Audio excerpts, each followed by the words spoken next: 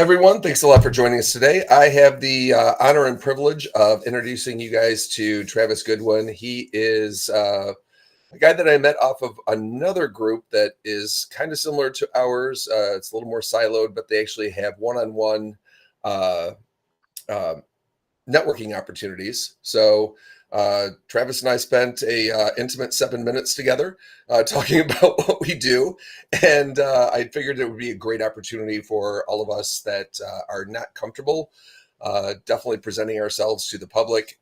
Travis is going to give you some tips, tricks, and other information that's going to help your sales process go that much quicker. So Travis, without further ado, go ahead and introduce yourself and let's take it away. Sure, I appreciate you, Adam. Thanks for bringing me on here. It's good seeing everybody, meeting everybody. So yeah, I don't want to bore you guys with like a big presentation. Born and raised here in West Virginia. We don't have a lot of jobs here, so I've always had to sell all my life, right? I've had a lot of failed business ventures, clothing lines. I've shot music videos for people. I've been in the music industry. Worked with public relations, PR, setting up interviews. Anyway, I've done a lot of stuff, pizza delivery. About 10 years ago, I got into real estate investing, wholesaling houses, got really successful, which led to me putting myself out there. A lot of people would come to me and say things like, how are you doing this? How are you able to go over these objections with people? How did you get this seller or this person to agree to this? So that kind of brought on coaching. I started helping people with sales and the whole sales process. So that's what I'm here to talk to you guys about today. I want to talk to you guys about how to bring down that wall in a sales conversation. So I know we've all been to Walmart and other shopping plazas, and we go out and we get asked, do we need help? And our wall goes up. And even if we need help, we're not going to say we need it. In 2025, we do a lot of cold calls, we do a lot of outreach, and the wall comes up as soon as we call. So I want to talk to you guys today about sounding different, lowering the the pressure in the sales call, and asking for permission. Because a lot of salespeople never ask for permission. We want to just get you on a call or get you on an appointment, and we want to interrogate you, right? So that's kind of how I do things. Instead of bringing up a big like slideshow, I kind of would like to ask some questions, if it's okay. Is anyone here like actively selling right now a product or service, and they're having like any objections, any struggles?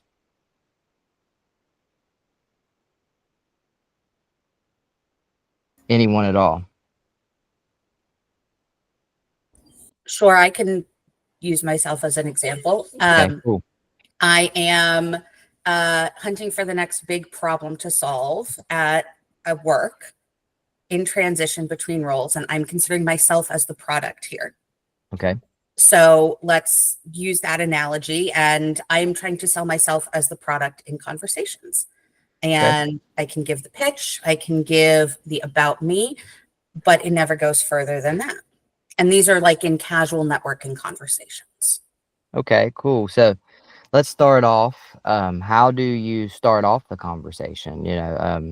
That's very important. Like, how do you set the agenda? If you don't mind me asking. No, that I volunteered to be the example. Unless somebody has an actual product they want help with, I'm happy to give over. But it's normally in a career building context. So somebody will say, "Oh, what do you do?" I mean that basic question. And I have been workshopping what I say. And now it'll be something like, I reduce friction in teams so that they can move from strategy to revenue faster. Okay, I like that. Thank you. It's been a lot of workshopping recently. Yeah. You have the result in there of what you do, and how you help those people. So that's good.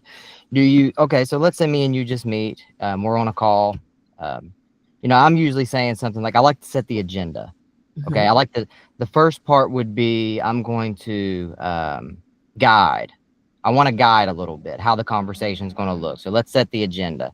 Like, hey, Casey, my name's Travis. It's good to meet you today. I don't know if anything will ever come of this, and it's okay if we never talk again. If we get off this phone and you're like, click, that guy's weird, I'm never talking to him, say stuff like that. Lower the pressure. Okay. Sound different. Then they're like, okay, this guy sounds a little different. And then say, like I just said, like, do I have your permission to talk today? Can we just have a little conversation to see if we can figure something out? Okay. You know, I think that's like, okay, this guy's not trying to sell me something. This girl's not trying to sell me something. Let's just figure out if there's something here.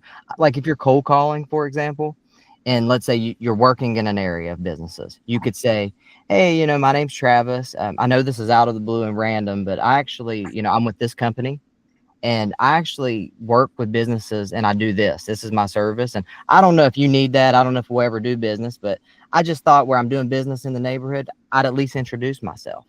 Is it okay if we take some time today just to get to know each other?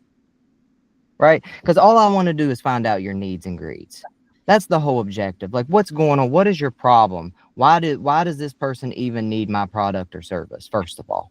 So I want to set that agenda, make sure it's okay that I'm calling you. I'm a country boy. So before I walk in your house, I want to say, hey, do I need to take off my shoes before I sit on your couch? Mm-hmm. So we don't want to just sit on these people's couch. Let's ask first, right? I like that. As soon as we got that agenda, like they're like, okay, I'd love to talk with you. You have my permission to ask you questions. We want to move into that discover phase. Mm-hmm. This is when we want to figure out what's going on, but we want to figure out, like, we want to get all the objections up front. So, after Casey says, okay, yeah, we can talk. It's fine. I have some time. I might say something like, okay, that's awesome. So, how are decisions made in your business? Who's the decision makers? I don't want to talk to Casey if Casey has a husband, a partner, a financial department, or all these other people in line. I want to know that now before I spend a lot of time to figure out things. I want to test your urgency.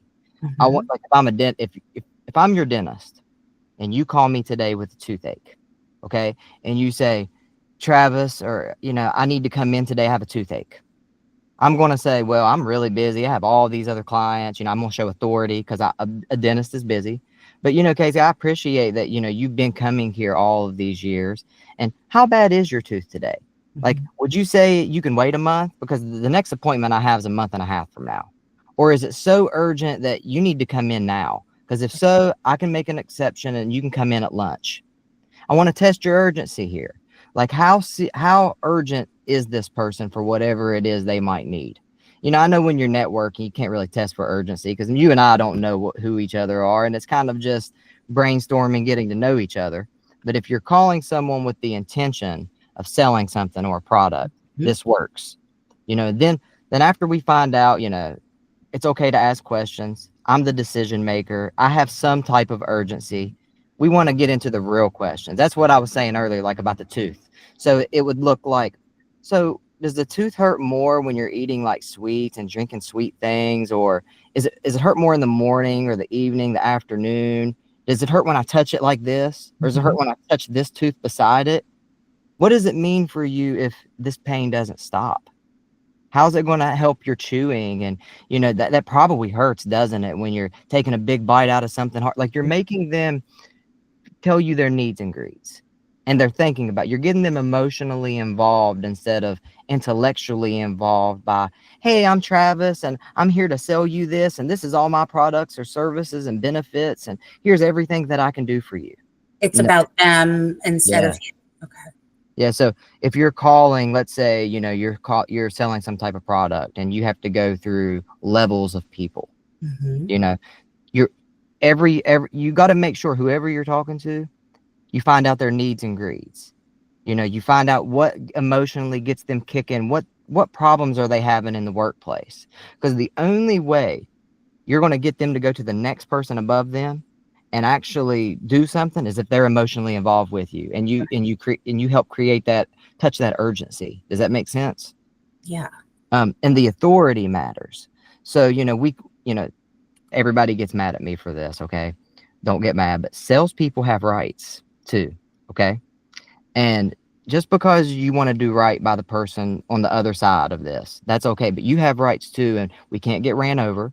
Within the first few minutes of the conversation, you have to have authority. You have to sound confident. You have to sound like you're an expert and you know what you're doing. That's important because my dentist has authority. So when my dentist says, Travis, I can fit you in today at noon. It's on my lunch, but you have to be on time. And I'm going to cancel everything I have if I have urgency to get my tooth fixed. So that's what we kind of have to do. We have to test that urgency. Does that help you at all with what I was saying? Yes. I mean, the question. It does. Do you have any trouble with closing? If we extend that analogy, closing would be like moving from a casual networking conversation to an interview. So okay. I would love to know how you would move from testing the urgency, testing the depth of the problem to closing. Okay, cool. Good question. I love it. So I call it the magic moment. Okay. So it's like in the movies. You know, we all know that movie where that guy and that girl go out on a date and, you know, they wait till the end and he's dropping her off and he kisses her. That's bullcrap. That's in the movies. But the magic moment is real. Okay. And the magic moment happens when that emotion gets transferred in the conversation. Mm-hmm. So I look for 3 to 5 needs and greeds. Okay. 3 reasons they need what I'm offering and 3 reasons they want what I'm offering. Like, you know, with houses, I always say it could be, you know, oh, my knees hurt and I can't keep walking up steps.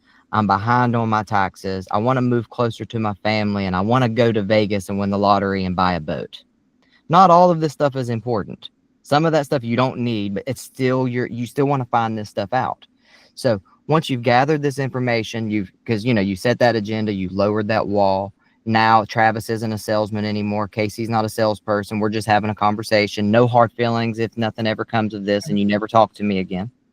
You know, I've dug deep. I found out all these needs and greeds. We've talked on why you might need and want a service. It might not be my service, but someone's service, you know?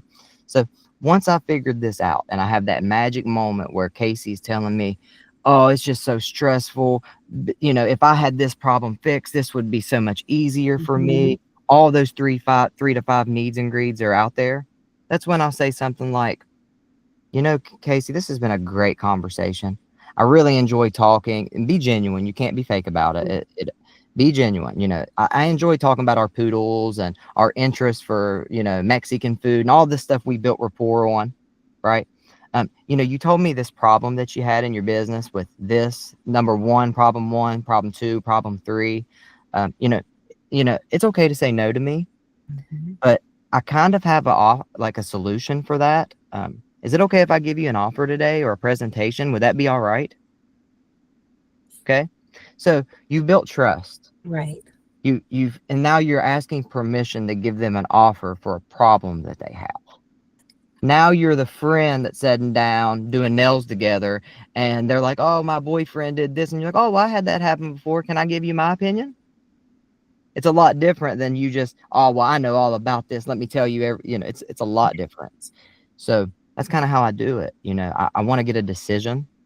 You know, I'm always pushing for a decision. So that's why I ask questions like, are you the decision maker? You know, if I can solve your problem for you today, are you looking to move forward today? If you're comfortable with it, you know, I might say something at the beginning too, like before we even talk, after I've set the agenda, I might say, you know, at the end of this call, I might give you an offer or a presentation.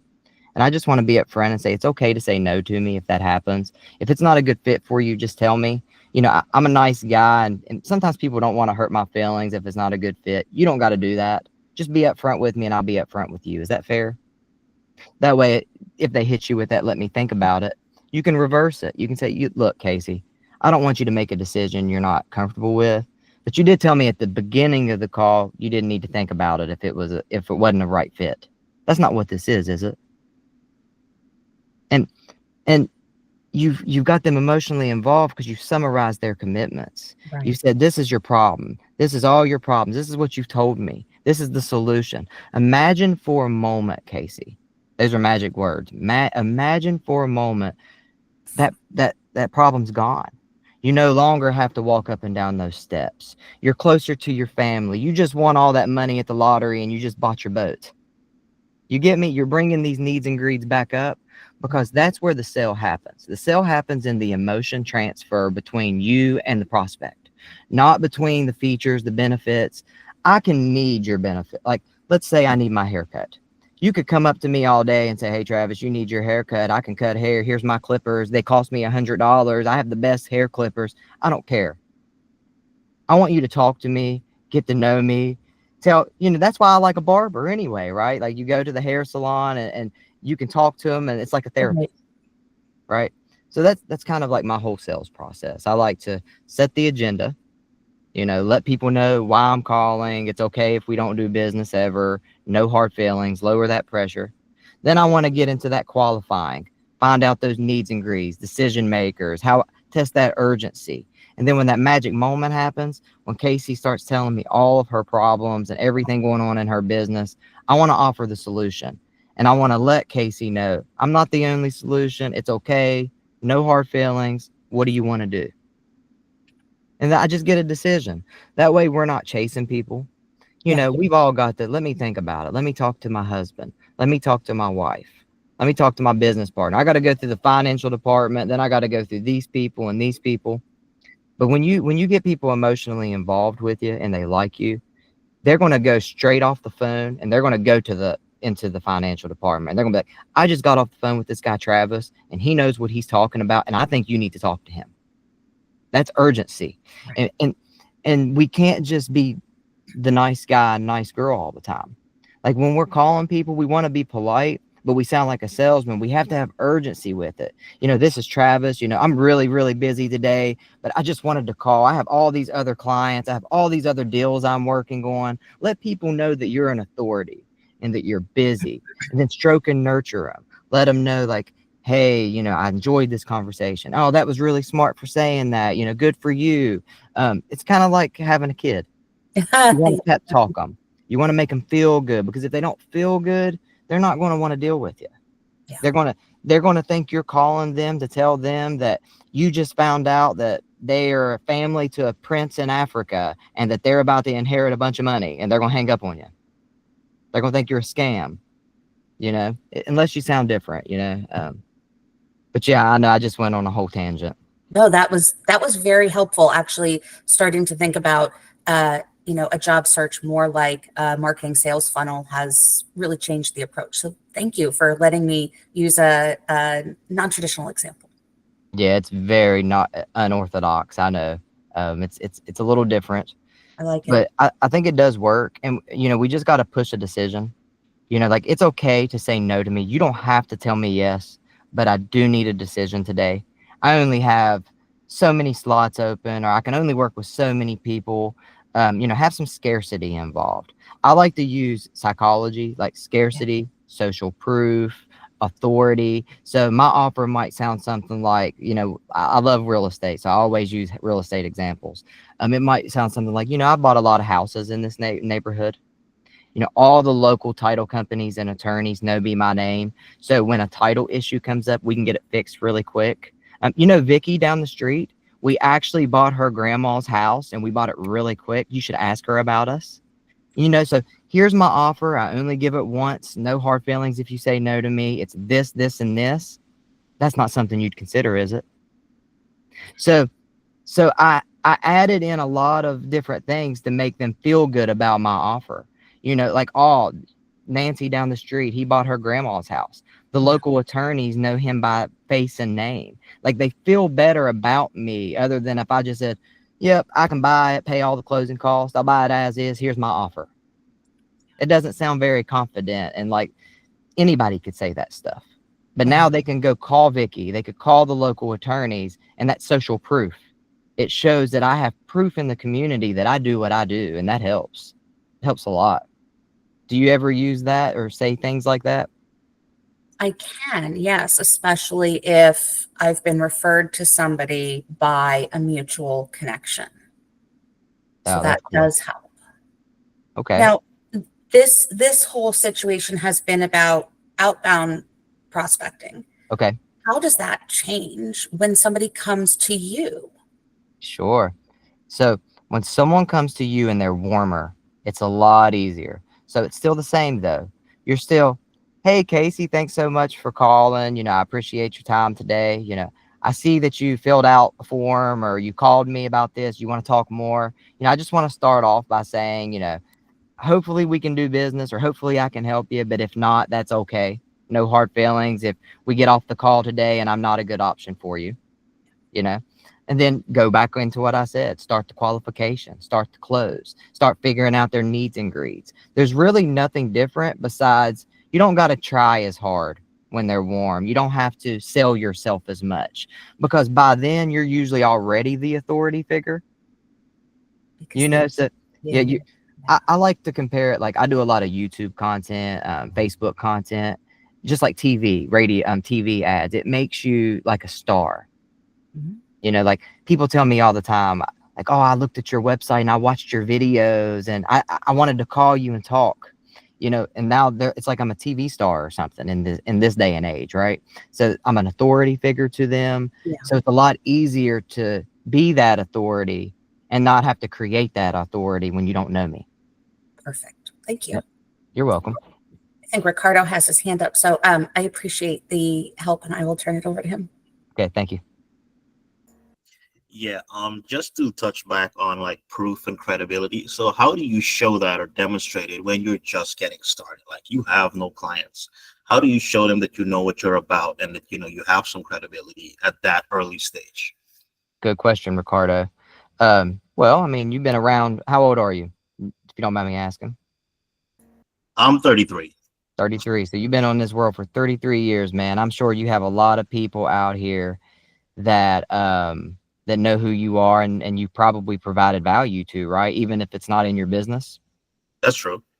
Character references, man. It doesn't always have to be people you've done business with. It could be character references. It could be, it could be pastors, teachers. I like to say things like, all right, so I go to this restaurant all the time. It's like my weekly place. My family loves it. It's an Italian joint, good food, So everybody knows us. Everybody knows our food orders. Everybody gets it right. Occasionally they hire someone new, and occasionally that person that's new messes up. So I don't get mad when somebody new messes up. Like, if Ricardo, who knows my order, messes up, I don't get mad, but I get a little bit more emotional. But if you're new and you're like, oh my gosh, I'm so sorry, I'm new, and I know you're new, I kind of like, oh, it's okay, you're doing great, So I kind of like to do things like that, like, hey, I just want to let you know I'm very new in business. I'm just getting started, but here's my background. Here's the type of stuff I did before. Here's, blah, blah, blah, blah, blah. And then if they be like, if they're giving you objections and they it's like they don't trust you, you can just say, well, what can I do to show that you can trust me? Like, would it be helpful if maybe I gave you 5 references? I mean, I know I'm new to business and I'm just getting started, but maybe I could give you a teacher or a mentor or someone who knows me, like 5 different phone numbers you could call and ask them about me. Right? Okay. Yeah. So always I'm telling you, most of the time they're not going to do this. I mean, if they do, good for them, but just for you saying that means a lot to them. It's just like when somebody says, well, I get a lot of calls, how do I know this isn't a scam? Oh, that's very smart, Ricardo. Good for you for thinking that. There's a lot of scams going out there. I get calls like that all the time. Good for you for thinking I'm a scam. What can I do to show you that this is legit? What if I showed you testimonials? How many of them would you need? How many people do you need to talk to today that knows me to show that I'm a real person and I'm not in another country somewhere trying to scam you? Right. Okay. Does that make sense? Yeah, it does. It does, actually. Thank you. You're welcome. It's common sense stuff, man. I think that, how when we talk to these prospects, their walls go up. Well, I think when we talk to them, our wall goes up. And I think our computer and our brain malfunctions. We start thinking about money. We start thinking about, saying the right thing, not sounding stupid.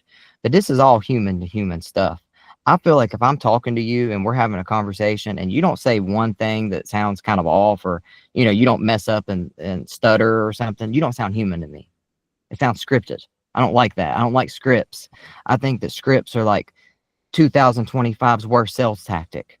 I think you need a framework. You need to be human. You need to ask permission to ask questions. Set your agenda first before you just say, hey, I'm Travis. I'm a sales coach and I'm here to sell everybody on sales coaching. If you need help, call me. That doesn't help. That doesn't help anything. Nobody wants to call somebody that's just pitching them, But yeah, dude, I think that just getting you a list of 5 to 10 people to start. I like to actually do 40 people. I know it's a lot of people, but if you sit down and you create a list of 40 people and make these people somewhat of influence to you. Like, I'm not saying write your mom down on this list or your dad or people like, it could be someone, a pastor, like I said, or a sports coach, people like that, 40 people. Then for the next 40 weeks, one time a day, or no, for the next 40 days, one time a day, contact those people. Do something for them. Leave them a review on their Google. Don't ask for anything back. Build this list of people that whenever you do need something, you can send it back. It's called reciprocity. Like I was talking social proof. This is another thing, reciprocity. And it's when you give genuine value to someone, genuine value, they just want to help you out and do something back. It's human nature. Okay, that's cool. Yeah, so do the 40 lists in your network and start reaching out to people every day. Do something for them. Leave them a review. Pat them on the back. Tell them they're doing a good job, right? And just do this over and over again. That way, when somebody says, hey, I need some references, you have people. Then every time you start doing business, just start getting reviews. I don't know if you have a Google business page or what your business is or how you do, but get reviews for yourself. Get testimonials. When me and you do business and I'm like, Ricardo, this has been so great. You've been so helpful. Stop me and say, hey, I really appreciate your words. While you're saying this, do you care if I film this? Do you care if we record this? And start backing up all these testimonials. Put them all over your website because social proof is so important. All these psychology things, these moves, I don't call them tricks. They're just tips, right? All the bad guys do these in sales, like all the manipulators, and it backfires on them. But if us good guys do them, if we use these techniques and we do it in a genuine way to push the sale forward, we sound like no one else they're talking to. I guarantee it. This is not stuff, people do not teach this stuff, and it's $1 million sales skills. It really is. It just takes a lot of learning and you got to be repetitive with it, and you have to play a role. The role is very crucial that you are, don't be fake. Don't be an actor per se, but it is being an actor. I always at the beginning tell people how busy I am. Why do you think I'm busy, Ricardo? Because I'm the best at what I do. I got a lot of people calling me. My phone is blowing up. I have appointment after appointment today. They're like, gosh, this guy's legit. They people don't want to do business with someone who's just their friend. They want an authority figure. They want someone who they believe in and trust that can get them to that finish line. Because that's all this is about, right? What's my needs and greeds, and how can Ricardo get me there? Yeah, for sure. The authority thing is very important, and that's kind of something that I've been trying to hunker down a bit more on. Just trying to develop like some authority in my field that I'm working in, and with the authority, it's a lot easier to get some credibility to back yourself up once you're like known as a name in the space. What But do you do?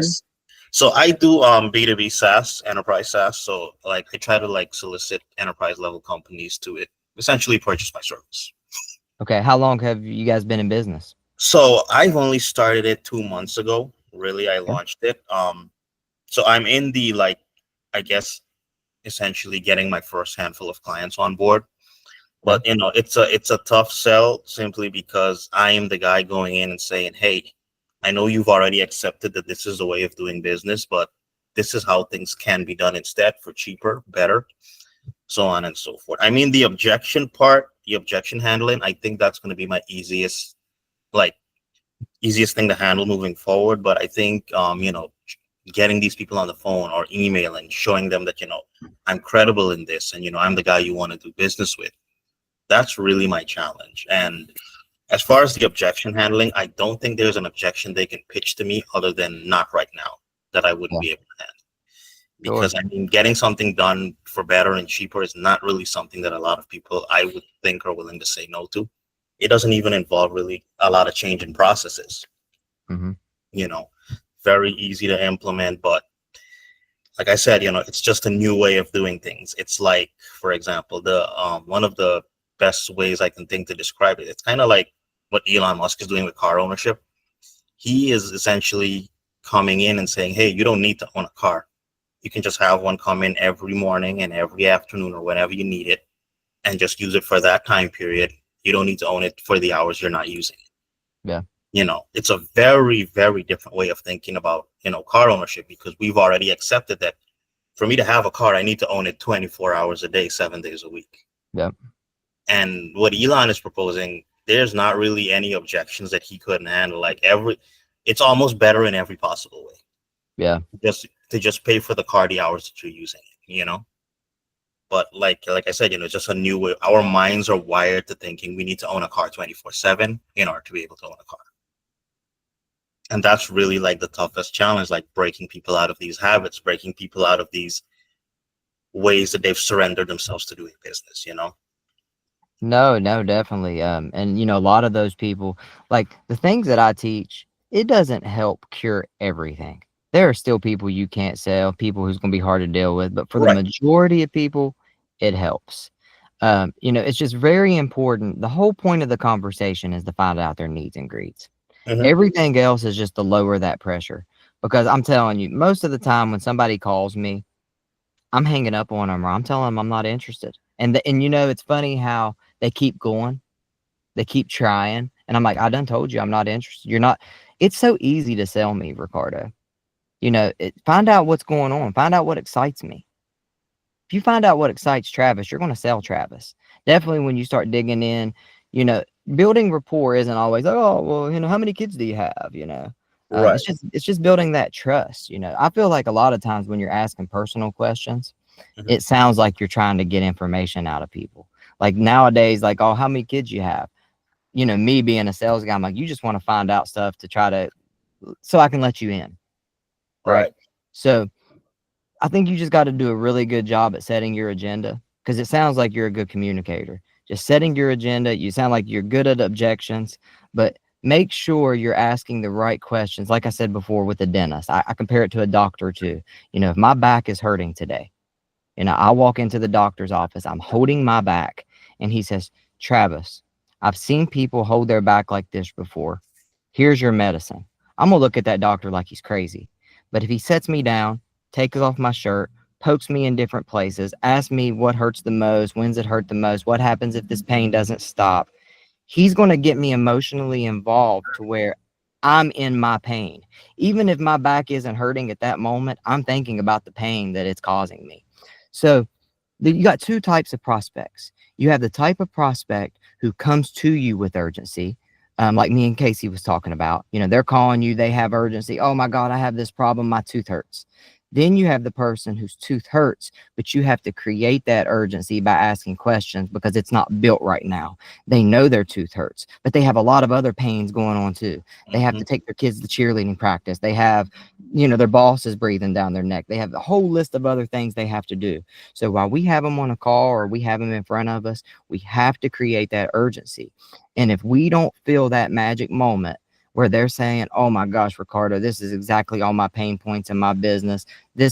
I'm so tired of doing things the way that I used to do them. Then they're not a good lead for you. Like they're not qualified to even give an offer right now. If they're not telling you after giving you permission, lowering that wall, if they're not urgent with you and telling you that they're tired of being that way, if I did health like gyms and I sold health supplements, I don't want to try to sell health supplements to the person that says, yes, I'm unhealthy, overweight, and I don't care. I'm going to continue. I want to deal with the person that's saying, I really don't want to keep doing this. I'm tired of living like this. My back hurts, but I can't stop doing it. I need help. I can't do it on my own. So if they're not giving you that, you're either not asking the right questions to create that urgency moment, or they're never going to probably do it. Usually when I follow up with people for long periods of time, I know money's in the follow-up, but most of those people never end up being a sale. A very small percentage. And those small percentage of people who usually will buy later, they usually I didn't do a good enough job either creating that urgency or they didn't have the urgency yet. And I don't know if I'm really good at going on tangents. You can ask me a No, question. that's fine. Like it's bringing a lot of things into my mind that like it's good to look at things from different angles. I find because I go in with a lot of like suppositions, thinking maybe they're looking at it this way or that way. But in like the process of having a conversation with them, you realize they're not even looking at it from that angle. Yeah. Like some of the companies that I've spoken to, one of the common angles they look at it, it's their current cost versus their new cost with me. Some of them, the angles that they look at is, for example, like we eliminate like printed manuals in products. Everything's going digital now, right? Yeah. Some of them, they're looking at the ease of updates, because if you have it digital online, you can update your manuals at the click of a button. There's no send it to the printers, get the new ones back in, put them in the boxes and ship them out. That's done. Like that's a big thing for some of them. Some of them, it's the opportunity to get like a second point of sale. Every time they use my digital manual, I can put a little promo code in there. I can say, hey, we're having a sale this weekend, like those. And mind you, going into the conversation, these are not things that I think about. Like with enterprise, one of the biggest things that's on their mind is, what's my return on investment? Yeah. I spoke to one guy. They were spending about $60,000 on print, and we could save them about $40,000 a month. But for whatever reason, the savings wasn't the biggest thing on his mind. He was really fascinated by the ease of distributing updates. And like it's down the list of things that my service offers, but it's not the main one. And I figure like a lot of it has to do with how I start the conversation. Talk to me about your current process. What does it look like? What is it costing you guys? Like I'm just trying to like get as much information out of them before I decide which angle I'm going to like push the service on them. Is it the eliminate printing costs? Is it the improve customer satisfaction angle? Is it the the elimination of updates? Like what's the angle I'm going to take here? And I find that maybe I should just listen to them, kind of feel out what their current process is. The thing is, before I get to that point, a lot of them have surrendered themselves to the idea that hey, I am selling this blender for say.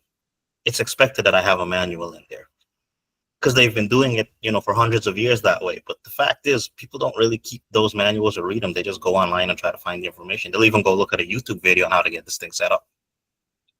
Why not scan, have your manual, have your YouTube videos, have your FAQs, have a chat bot, everything in one place? And to some people, that's like, wow, that's really good. And then to some, it's like, hey, we can save 60% on print. This is a good return on investment. So it's a lot of like just setting like the feeler questions and see where they take it. Yeah, for sure. It's exactly what it is. Once you set that agenda and you have permission to ask questions, I don't care if I'm selling what I'm selling. Unless you come to me and just start asking me for prices, I'm still going to start asking questions.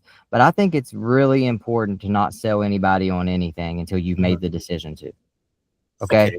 So like, let's say you're asking me questions and I'm gauged. Like, let's say I say one thing and you're like, oh, well, I have a special for that, or I have a service for that. Right. Maybe it's not time for that yet. Maybe instead of saying, oh, I have a service for that, maybe dig in a little bit deeper. Kind of like what I was saying, like, okay, does that hurt? Well, why does it hurt? Let me put a little bit more pressure on it. It's like taking off the Band-Aid and poking the wound. Right. Okay. So maybe you should poke the wound a little bit more. Like, don't just say, oh, I have a solution for that. Then be quick, jump for it. Dig deeper. Peel that onion back as far as it'll go. Make them cry. Okay. Because I don't think they're just emotionally involved yet. I know it's hard. I know it's hard to get someone emotionally involved. Definitely when it's business to business. Oh my gosh, there's hardly any emotion involved, right? But there is emotion involved. That person you're talking to has problems that they're dealing with outside of work that's making their work harder. And if they could just get a problem solved at work, it would make their life so much easier. Because we all just sit at work sometimes thinking about what's going on in our real lives, right? So anything we can do at work to take that off of them, it's going to help their real life out. Like I actually, it's funny. So I use this stuff on everybody. Like I could be talking to my kid. He beats me all the time. I can't outsell my 9-year-old. I'll tell you that. But I had a car issue the other day, and I took it to the shop, and they were like, "Oh, Travis, it's going to be $5,000 to fix the catalytic converter." I was like, "Oh my gosh, that's a lot of money for," you know what I mean? So I put a little bit of authority in it. I gave him a little bit of authority. I gave him some social proof. You know, I've been coming here a while. You guys have been very good to me. You guys have been, you know, you've taken care of me. You've been the best salesperson that I've ever had. I'm being genuine about it. But, you know, but I'm disappointed because they were playing, because we got ego states. I know we're running out of time, but we got ego states that everybody has. Okay. There's 3 ego states. You have the child, the parent, and the adult. Okay. And our job is to understand these ego states. So the child ego, they were kind of playing a child ego because they didn't fix my problem to begin with. They told me it was one problem. It was going to be $500. Then they did the $500. Then they told me it was going to be $5,000. And I told them, no, I can't pay. I can't do that. I'm taking my car. They were like, okay, well, you got to pay the $500 for this piece. I was like, well, I told you guys that. What? Just a whole argument over, you know, like, this isn't what it's supposed to be. I have authority, and I let them know I have authority here. I've been coming here for a long time. I'm big in the community. You know, if this is how you guys are going to do people, then, you know, I'll leave you guys a bad review.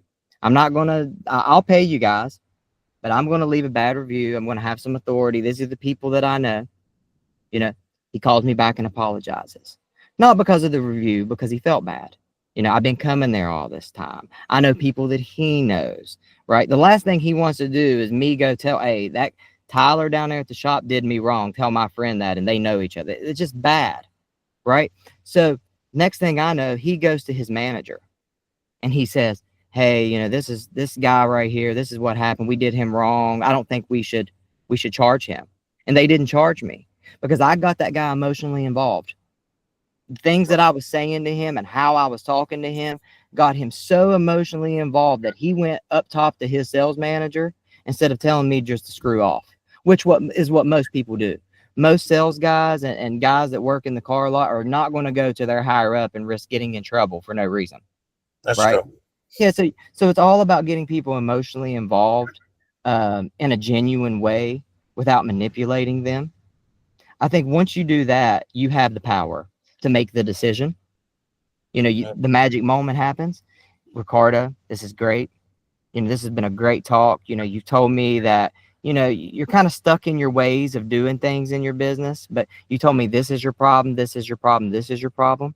I do have a solution for you. I've made a decision, Ricardo. Is it okay if I give you an offer now, if I turn my salesman button on and give you a presentation? Then you give them those services that you was trying to tell them about earlier.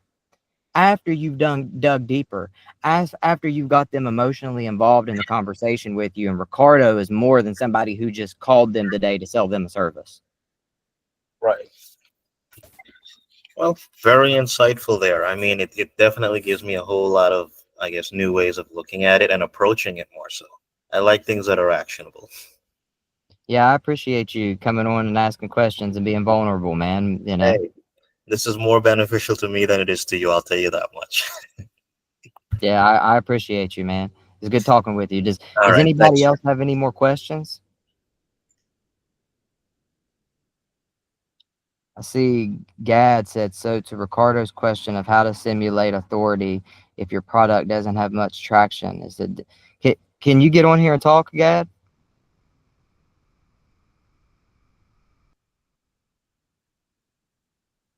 Okay. Hello. Yes. Yeah, So Ricardo was asking for someone who has no traction, no much proof. How do you simulate that authority? well, authority can be more than just social proof. Like authority can be, you know, testing that urgency. It could be, sorry, I'm outside, guys. I don't know if you hear that loud thing beside me, but hold on one second. But okay, so, you know, it could be just getting to the decision, like testing that urgency, like, hey, Gad, you know, thanks for talking with me. You know, I only have a little bit of time today to talk. You know, I need a decision today by this time today. Is that okay? Like when you get that commitment, you got to make sure that you're setting commitments, like throughout the whole conversation. Like let's say, I'm trying to think of a good example. So a good way to show authority. Like, okay, this is the offer I gave you. It's okay if you say no to me, but I do need a decision today.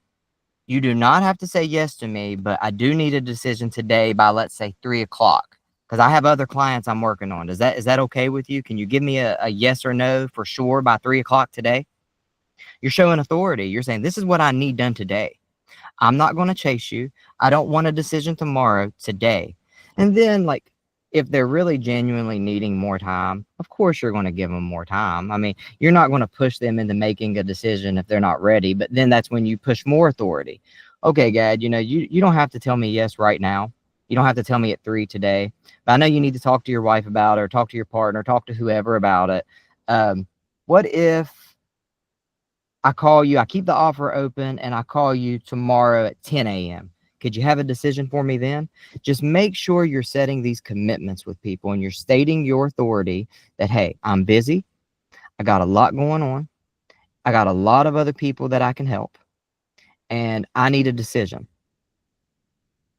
The whole point is to get a decision. I don't want you guys spending time with people to hear, let me think about it. Let me talk to my partner, my wife. Oh, I'll talk to the financial department and get back to you in a week. No, you have to let these people know you have a service or product and you need an answer today. Because when you say it like that, they're like, man, this guy's serious. What's up, Ricardo? Yeah. So on the topic of like making a decision early, like Yeah. urgent. A lot of times with enterprise, sometimes decisions takes months because like Yeah. they need to go through various departments, and sometimes it might require a small change or tweaking Yep. process or just a new process entirely. Yep. In a lot of those decisions, like you really can't. At least from what I've been seeing, you can't push a big corporation to make a decision by the end Sure. of the week. They've got Sure. a the whole department. Like how do you handle it in that situation? Because a decision could be incremental. Like a decision could be, okay, let's hop on a call next week with our plant manager, and we can go through some things with him, and then the following week maybe we can go through it with our finance guy. Yeah. Like I mean, like I find decisions can be like very incremental as well. Like Mhm. small decisions that leads up to the final yes or no, especially in enterprise level sales. Yeah. A decision doesn't have to be the main decision. The point in making the decision or getting a decision is to get the commitment. Okay. That's all it is. Even if it's not a commitment to do business today, it can still be a decision and a commitment to follow back up in a week. So Ricardo, you're telling me you have a big corporation, you got to go through hoops, you got all these different floors you got to talk to. I understand that, man. I'm sure that's very tough, and I could only imagine how stressful that is for you. And trust me, I relate to that a lot, right? So you're stroking, you're nurturing, you're letting them know you feel for that person. Like, I bet your job is hard, and I appreciate your time and even being willing to help me today, right? So Ricardo, I know you can't give me a decision today because you can't make that decision. But is it okay if I ask you a question? Maybe you can make a decision with me today that you could, or a commitment that you could at least, by this time tomorrow, can you at least talk to the next person above you about it? Or do you mind by 4 o'clock today? Could you go at least mention it to your manager? That you don't have to get the business today, but you have to create the urgency where they're making some type of decision and not dragging you along. Because if you don't, that guy's not going to go to his sales manager. He's got a lot going on. But if you've built a good rapport with him, he's made many commitments to you throughout the conversation. He likes you. He feels like he might be able to get to know you, to trust you. Then he's going to go bring you up. I just had it happen to me. I have a guy I met on Alignable, and he sells Legal Shield. He's a Legal Shield guy. And he's getting me on. He finds out I'm a sales guy, and he's trying to bring me on his team. I'm like, God, I don't do that. So the next thing I know, I get in this guy's emotion so well by talking to him that he goes straight to his sales manager to try to get him to like work out some special deal with me, or I don't know what he's trying to do, right? But the point is, he went straight to his higher ups after talking to me because he was so impressed by me. That's what we want to do. We want to impress people. We want to have star power, star quality. We want to show people we're authority, a public figure, that we're important. And when we state that urgency and we create that urgency and we're asking for decisions, even if they can't get us a decision, they feel like they're missing out if they don't do something. We want them to have that fear of missing out. Because when that FOMO appears, people go crazy. It's like, that's why, going back into the ego states of what I was telling y'all earlier, that's why a car salesman's so good at what they do, because, they don't care. I'm not saying all car salesmen are like this, but the majority of car people, like, they'll sell to a grandma, a 97-year-old grandma, they'll finance it to you, right? And what they do is they're good at getting you into that child ego state, meaning that they're good at getting you to think like a child, right? They're good at getting you to say, oh, Ricardo, thank you right here. This is very exciting. Look at all these bells and whistles, right? They get you excited to think like a child. That way you make a decision like a child. What's up, Adam? I know we're running out of time here. No. It had nothing to do with that. Have you completed your thought? No, yeah, we're good. Go ahead. All right, cool. So this just landed in my lap while we were talking.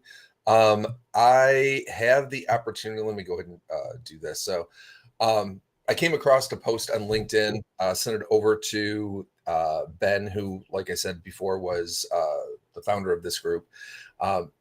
I am trying to reach out to a cold first connection on LinkedIn in regards to finding someone inside a venture capital firm to get to find a connection there in order to partner with the group that I'm in.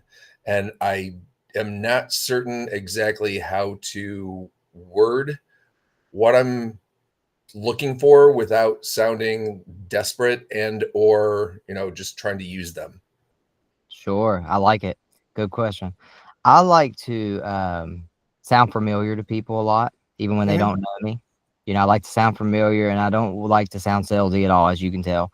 So, it probably looks something like, if I was sending it in a message, it would be like, hey, Adam, my name's Travis. I'm with this company. I see that we work with similar type of businesses and similar type of clients. I figured, since I seen you, not trying to sell you on anything, that we could hop on a quick call sometime and get to know each other. Even if nothing ever comes of it, that's okay. No hard feelings. But I figure, since we're in the same industries or around the same industries, that we might be able to provide value to each other. Let me know if that works for you. Something like that. All right. And then, get them on the phone, and then figure out what their needs and greeds are, figure out a way to give it to them. And then they're going to say to you, out of reciprocity, genuine love, Adam, what can I do for you? Got you. That's what I would do. I tend to be very direct and to the point. Sure. Like right out of the box. And sometimes it really puts people off. I probably should qualify that before I actually start, like word vomiting on people. So, that's just who I am. I respect people that do that to me rather than beating around the bush, So I usually come right out of the gate. It's like, hey, I'm genuinely interested in what you've been doing. I'm really happy for your success.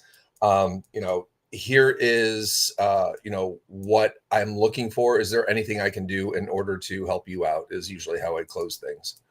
So that's good. You guys are, man, like everybody I've talked to on here, has been such the good conversation. Very good at communication, so I can tell you guys are all good people. You know what I mean? So I don't think sales is just an ugly word. And I hate the word sales. I hate salesmen. I'm not a salesman.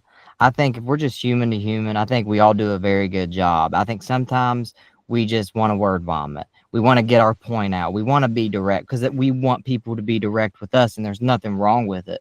But I do believe at first it is good to just lower that pressure, take down that wall, and because it is okay if we don't do business. It's okay if me and Adam never talk again after this. I just want people to know that. That way, when I do start asking and I start pitching and I start becoming that salesperson, I don't stink as bad. But I hope that answered your question. I know you want to be direct, and it's okay. You can even be direct in that. Be like, I just seen if we could provide value, and also I do have an opportunity I do want to talk to you about. Awesome. Yeah. Sounds good. Thank you. Appreciate that. Anybody else have any other questions?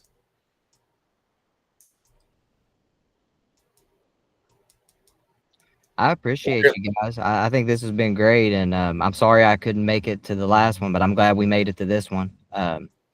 you know, I'm happy to connect with any of you guys, not trying to sell you on anything, but if you have any like sales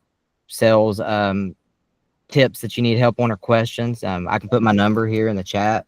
You can call or text me. And yeah, it was a pleasure. I also have a slideshow that I did not share with you guys today because I suck at presentations. So if you text me, I'll send it to you for free so you can have it. It has a lot of stuff on here I didn't talk about. That's awesome. Thank you so much. I appreciate your time today, Travis. Yeah, for sure. Thank you guys. I appreciate you. Have me back anytime. Okay, sounds good. We definitely will. All right, we'll let you get back into your day, and everybody else have a great day, and we will see you in the server.